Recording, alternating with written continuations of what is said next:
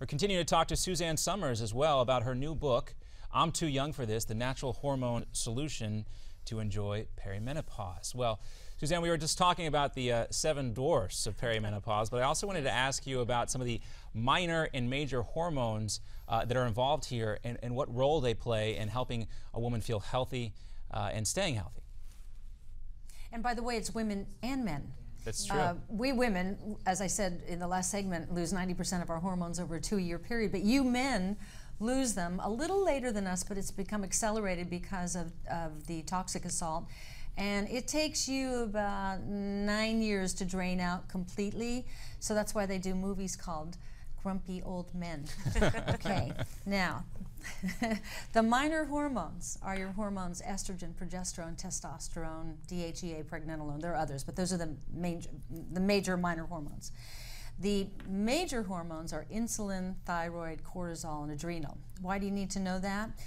If it was a teeter-totter, and these are your minor hormones, estrogen, progesterone, testosterone, and you're, say, 35, you're 40, maybe 50, and you're a female, and you start declining in your minors, estrogen, progesterone, what happens is it pushes up, raises your insulin level. That's why you're gaining weight even though you're exercising more and eating less. It raises up your cortisol. That's why you can't sleep, because cortisol is your stress hormone. That's why your thyroid goes off. You can tell if you're hot or cold or clammy, that's your thyroid. And that's why you get heart palpitations because of your adrenals, adrenaline rush, they call it. And some people experience it as panic attacks and anxiety, etc. It's all fixable. That's what this book is about. It's all fixable. You can get back to when when you're young, you can eat and binge and you don't gain weight as a general rule, or when you're young, you go to bed at night, you can sleep, you know you're going to sleep, and then this thing happens, and people who are watching right now, I can hear them in my mind going, yeah, me too, I can't sleep anymore.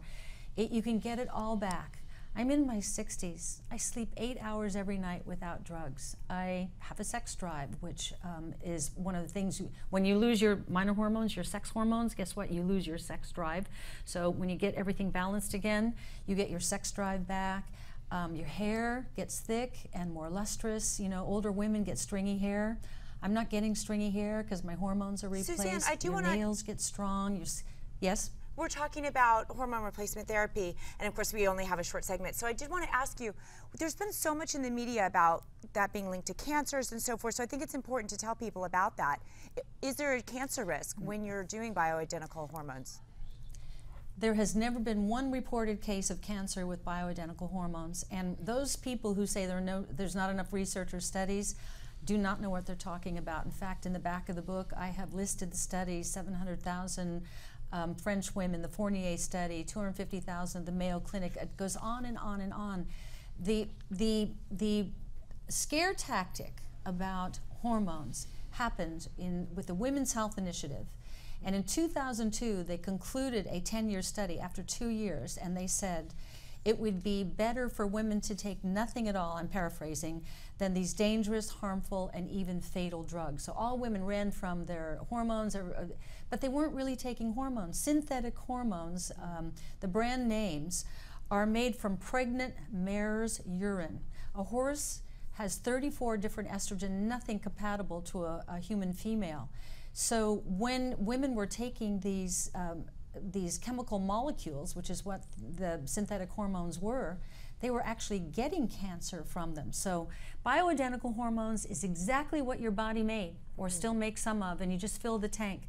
It is a beautiful way to live, and it's a non-drug way to live, and I'm not anti-pharmaceutical. If you need them, you need them. But when you are on bioidentical hormones, such as I've been and my husband's been for so long, I really have no need to take any pharmaceutical drugs, and maybe that's what all the controversy has been about. Now, what about supplementation? Say you're not ready for actual hormone replacement therapy yet. Maybe you're at the younger end of the spectrum, or you're just starting to see symptoms. Are there other types of things you can do? You know, if I understood what I know now when I was in my 30s and 40s, I don't think I would have gotten breast cancer. Here's why. I was what they call estrogen dominant. What does that mean? That means that everybody thinks you're making too much estrogen. No, you're not making enough progesterone. Estrogen is pro-carcinogenic. Progesterone is anti-carcinogenic, and nature, in its wisdom, pours estrogen every day of the month for women, but anti-carcinogenic comes in, the progesterone, 2 weeks of every month to balance the ratio. And so if you can kind of tell when you're in your 30s and 40s if you're estrogen dominant, your breasts start getting full in a way that's not great. You put on weight, you get kind of big through your abdomen, you get big through your stomach. Pay attention to that weight. It's one of the signs that I talk about in the 7 Dwarfs. Listen, learn the language, listen to the language, read my books. I have done the work for you, how your body Suzanne, works. we got to go, It will and be we'll lead on that piece of know. advice. Read the book. Wish we had more It's time. fascinating, yeah. I'm Too Young for This is the name of the new book. Get it now. You'll learn a lot as we did here today.